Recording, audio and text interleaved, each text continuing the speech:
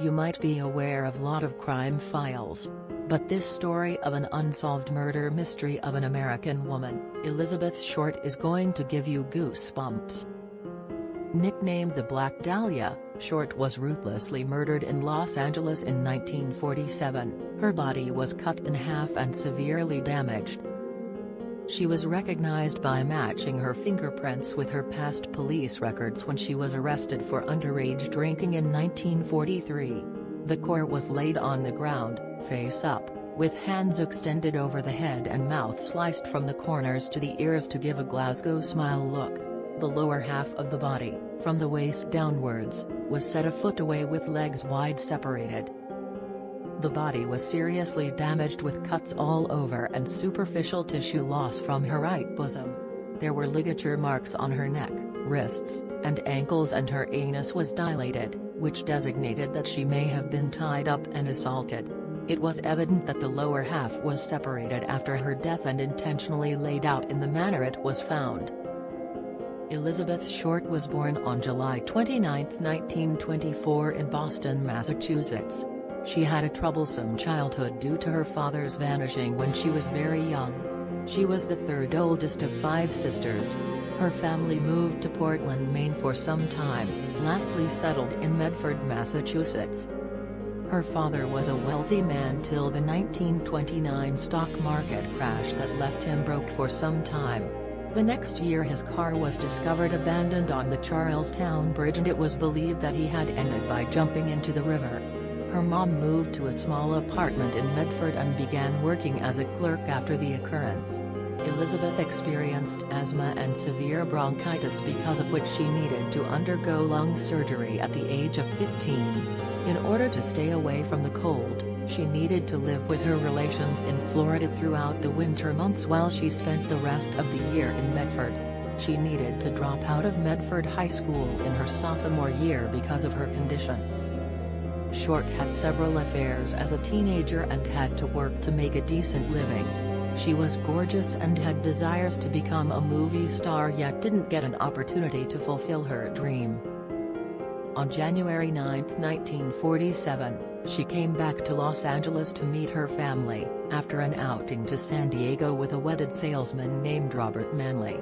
Manley dropped her at the Biltmore Hotel in downtown Los Angeles, where she was to meet her sister. The hotel staff has seen her using the telephone. The last she was seen at the Crown Grill Cocktail Lounge on South Olive Street, about half a mile from the hotel. On January 15, 1947, a local resident, Betty Bersinger, saw what she thought to be a disposed-of a mannequin in a vacant lot in Leimert Park, Los Angeles, that ended up being Elizabeth's bare body cut off in 2 from the waist. She was stunned and rushed to the nearest house, where she informed the police on the phone. The area was quite undeveloped and deserted, so it took some time for the police and media to show up at the scene. Journalist Aggie Underwood was one of the first media persons to get the story and uncover it to the world. The autopsy report put down the reason for death to be a serious concussion and hemorrhaging from cuts on the head and face. The time of death was estimated to be during the late evening of 14th of January of an early morning 15th of January. On January 21, 1947, the editor of Los Angeles Examiner got a call from a man claiming to be the killer of Elizabeth Short. He congratulated the newspaper on their coverage of the murder and followed it up with a post that contained individual letters sliced out and stuck to read, "Here are Dahlia's belongings." The envelope contained her photos, business cards, and birth certificate. Another package received by the paper contained a purse and shoe proclaimed to belong to Short. The proof was given to the police, but they could not affirm any fingerprints from their records.